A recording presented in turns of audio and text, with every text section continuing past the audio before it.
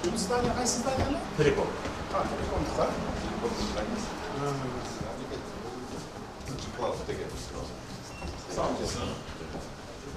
жерде монитор көрдім. Системаның состояниясы, толып кеткеннің температурасын бүт барын көрсетті. Бәрді 20 кіші дейін. Сервер толып барасағаны да көрсетті. Бүт барын көрсетті. Бұл жерде доступный. Доступный қайсыларды бұйырса 1 апрельде уже 1 госоргандарды миграцияны қылабыз. Уже тесттерді көріп, тесттерді өткөртіп, қалған 5 госоргандарды өткіземіз. Бұл жерде серверді көрінеді.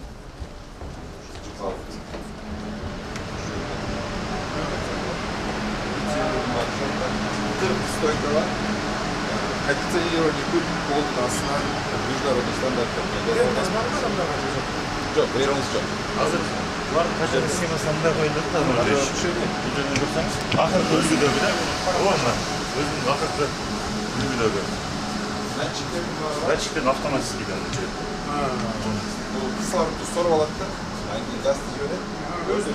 Üstün ölçü. Температура, ушул температура турат. Эң негизги нерсеси бул бүгүнкү күндө биздин баштаган цифровизациянын жүрөгү да. Мунун экинчисин бир эле зданияда Кудай сактасын, бир договордон же здания жыгылып калды. Мунун экинчисин биз учуна коюп атабыз да. Ошондо запас эки жүрөк болот. Азыр барып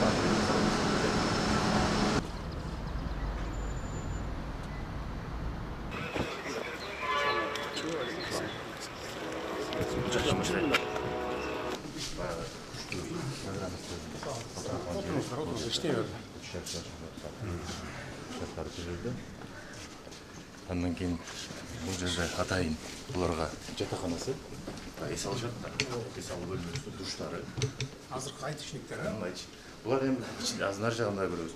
Бұл жерде атайын өзүнүн душтары менен ушул жерден чыкпастан жатып алып иштейбиз. Ушул жерде жеби бардык нерсеси ушул жерде. Чыкпастан ушул жерде иштейбиз. Qancha oturadi? 171. 170 oturadi sırası.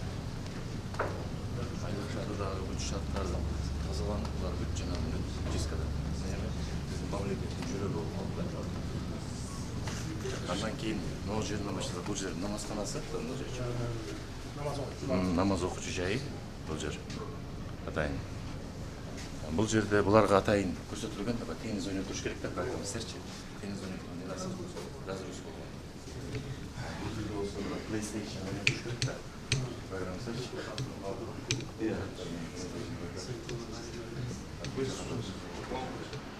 Başlarda razgruska тұрыш керек. Дүйнө жүзүндөгү стандарттар жакшы берилет. Андан кийин бул жагы болсо, Назан Ожоч. Столовый. Ушул жерде тамак даярдалат. Ушул жерде тамак ичет. Үстүңкү столу калды, азыр келсе эле бүттү. Калган нерсе бүт шарты бар. Az bugün de içi açalım жерден же азыр Бүгүн ачып атабыз. Бүгүн ачып атабыз да. Бул жерде презентациябыз бар сизге жасалган жумуш. Бүгүнкү күндө 4 направление сиз берген тапшырмага ылайык сценарий тештирүү боюнча бүгүнкү күндө 4 направление боюнча иш кылдык. 3 ай 10 күн убакыт болду бүгүнкү күндө. Жаңы киргизгенибизде проблемалар болду.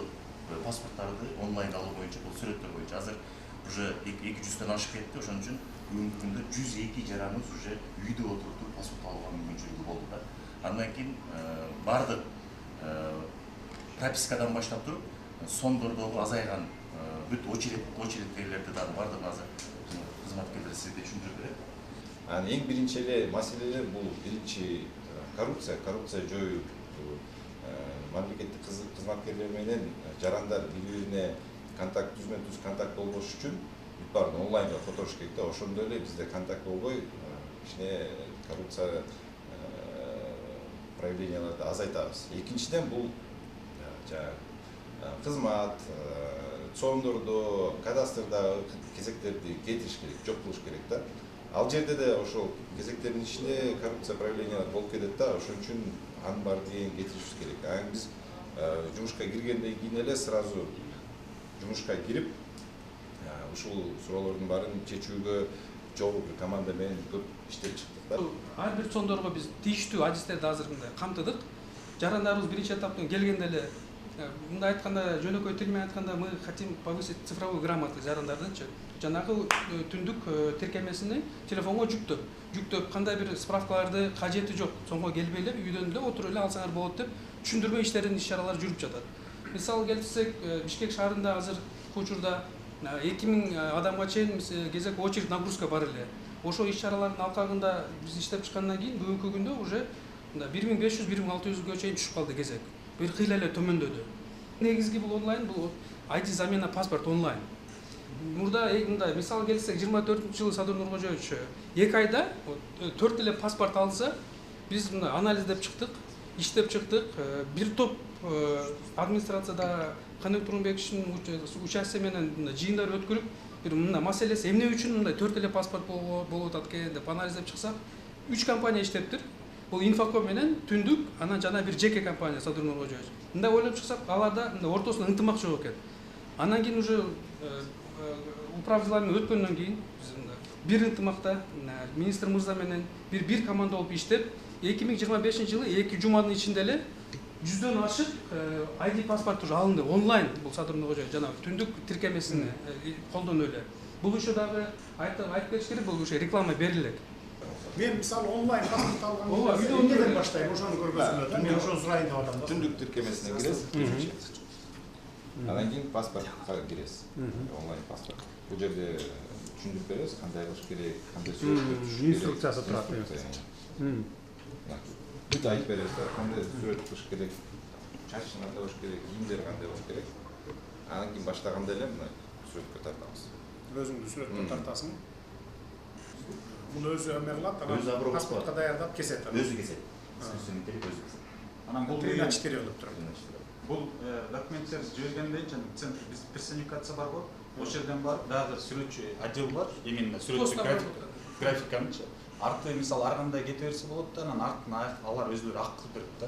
Анан биздин жанагы ИКАОнун требованиясына жараша фотонун требованиясы бар да, международныйчы. Ошого келтирип туруп анан дальше чыгарганда уже кетет. Оплатасы да онлайн кылса болот бияктан. Оплатасы онлайн бар, бирок Только паспорт алганда гана барасың. алган киши гана. Жо алганда гана барасың, бүт үйдөн толтурасың, сүрөтүн жибересиң, анан паспортту алганда гана барып туруп, паспорт столдон алып кетесиң, туурабы? Анын да бир эмеси неметтик, доставкасы да бар. Кааласа доставка үйгө чейин жеткизип берет. Мен сүрөтүмдү кабыл алды. Мен бул жерден көрсөтөм. Порча болсо, уурдап кетсе же суроо бүтүп калса, өзүм көрсөтөм да бул жерде. Кайсы жерден алып кетем, көрсөтөм. Мен өзүм телефонум болду, отправить заявку кылсам. Баталет 1 мүнөттүк нерсе. Болду. Подписать деген биякта булутту колтонгон бар. Подтвердить вам. Уже почтама келди. Сообщение мына уже деп алсаң болот.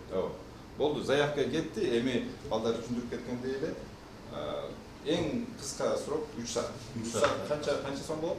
1600 тарифтери бар. 6700 6740 ичинде 3 сааттын ичинде үйүнө барып. Мен 3 күнгө берип койдум, шашыласы жок. Хорошо, түшүнүктүү. Безопасностьта карап коюшубуз керек экен, башка өлкөлөрдүн жарандары келип атат, онлайн алып Жок. Цифровой Алар өткөрбөйт. Азыр эмеде бизде эмеде жок да. База Цифровизацияда да өткөн эмес. Биз азыр дагы айтып берет, буюрса. Ушун менен барып туруп, азыркы платформабыз туура кетти. Бул азыр каспий банк айланат да. То есть уже мамлекет түшкөн. Мурун мисалы үчүн азыр 350 миллион эле сом бүгүнкү күндө кызматтан, Инфокомдон мурун көрүп келген болсок, быйылкы 2025-жылга 2,5 миллиардга чейин турабы? 3 миллиардга чейин уже за услуги түшөт. Анан мындан тышкары дагы онлайн паспорт болот да, азыр мурун прописка кылыш үчүн барып үйдүн ээсин чогуу эришип барчу да. Азыр аны да онлайн запускать эттик уже. 2,5 түндүк аркылуу. Үйдүн ээси заявка турчу киши, мисалы мен бул кишинин үйүнө турсам, мен заявка кетирем, бул киши подтверждение кылат, экөө эле онлайн телефондон бүт гана прописка туруп калат.